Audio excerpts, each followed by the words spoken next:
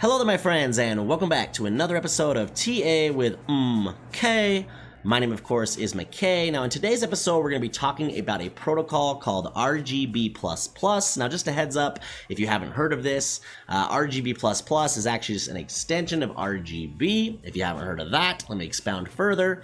This is actually all part of the NERVOS network, which would be, of course, CKB. Now, the entire reason we're making a video about this is just to give you some awareness of an actual community meetup that they're having about this protocol tomorrow, which is in Nashville, Tennessee. We're just going to discuss a little bit of what RGB++ is. Now, understand if you're new to my channel and you're trying to learn what the fundamentals are of this project, understand that I'm not the best resource for that. My channel's always been a TA or technical analysis channel. This is obviously out of my comfort zone to be talking about fundamentals. But the reason I went ahead and decided to make this video about something that's obviously not my forte, so to speak, is I do believe this protocol has a lot to offer, and I think that what it could do for the price of NERVOS network, or CKB, is positive. And I think those of you that have seen my videos recently, I have 3 different videos involving NERVOS network. Obviously, it's a coin I'm bullish on. So we're going to touch briefly on what the internet basically tells you that this protocol is, what it does, and why it's significant. And then from there, we're going to look again at the chart and talk a little bit about where I think price could go for CKB,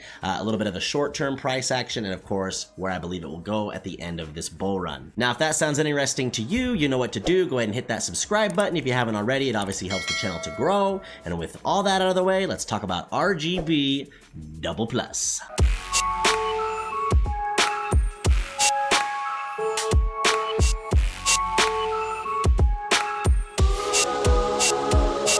Alrighty then, now I didn't mention in the intro, but just know that there'll be links in the description for everything I go over in today's video, just in case you want to check it out on your own time. So here we see that RGB++ is having a community meetup tomorrow, at least where I'm at. It's tomorrow, Friday, July 26th, from 3 p.m. to 7 p.m. Central Time. Now this is in Nashville, Tennessee, which of course is in the United States. And again, I just come down here and it talks a little bit about this community meetup. It says the host is the RGB++ layer. You have the co-host, which is the UTXO stack, something we'll talk about in another video that I'll put out tomorrow probably. You know, to be completely honest with you, if I lived anywhere near Nashville, Tennessee, I would be going to this 632 Fog Street, and I would be knocking on the door or the window of whatever this place is and try to see if I could get in, because I think if I could go to a conference like this, I could raise my hand and ask questions, and maybe they could dumb it down a little bit, you know, so I could understand it better. That being said, I guess that's what the internet's for. So we're here on hackernoon.com. It says building on Bitcoin, beginner's guide to using the RGB++ protocol. Again, link will be in the description.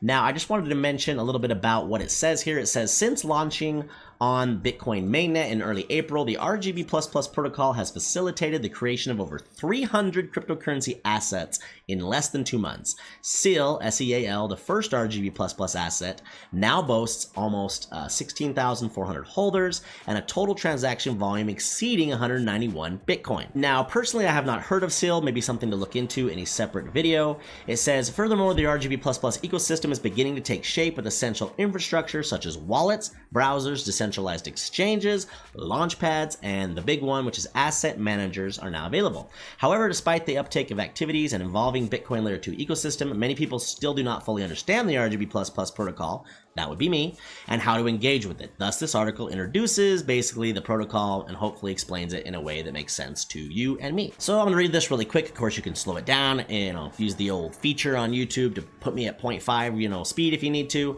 but we just want to get through this pretty quick. So this is the basic information about RGB++ protocol, how it differs from the RGB protocol that we referenced earlier, and the recently launched Runes protocol. The RGB++ protocol is designed as a layer 1 asset issuance protocol on the Bitcoin blockchain. It allows users to issue crypto assets on the most secure blockchain, the Bitcoin blockchain, which has the strongest consensus. After issuing assets, the owner can transfer them without the recipient needing to run a client-side verification. This is because the asset issued via RGB++ create corresponding shadow assets on the CKB blockchain. The NERVOS network, or the NERVOS CKB, is a public, permissionless blockchain and layer 1 of the NERVOS network via, this is the big word, isomorphic bindings. Transferring an RGB++ asset on the Bitcoin blockchain is akin to moving the physical asset, and its shadow moves along with it on the CKB blockchain and verifies by CKB's POW miners. Now, if that's still completely over your head, do not worry. It's still over my head, to be honest with you. So,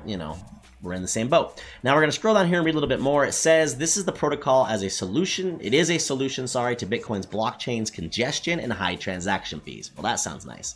It says while minting RGB++ assets, transactions are generated on both Bitcoin and the CKB blockchains.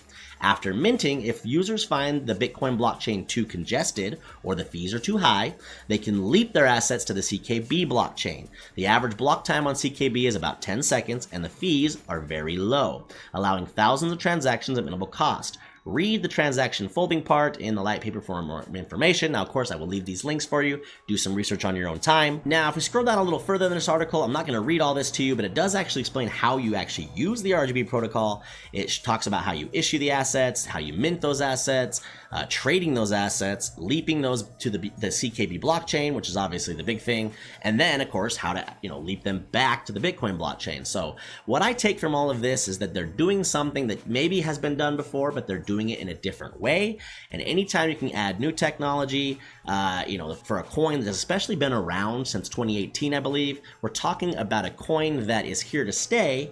They have very good tech and they're just adding to it. To me, that's bullish for the long term. If this is a coin you should like to hold, if you're like me, then this is all exciting news. Also, just because it's a fun word to say, before we hop over to the chart, I wanted to again mention that this thing called isomorphic binding is what makes all of this possible.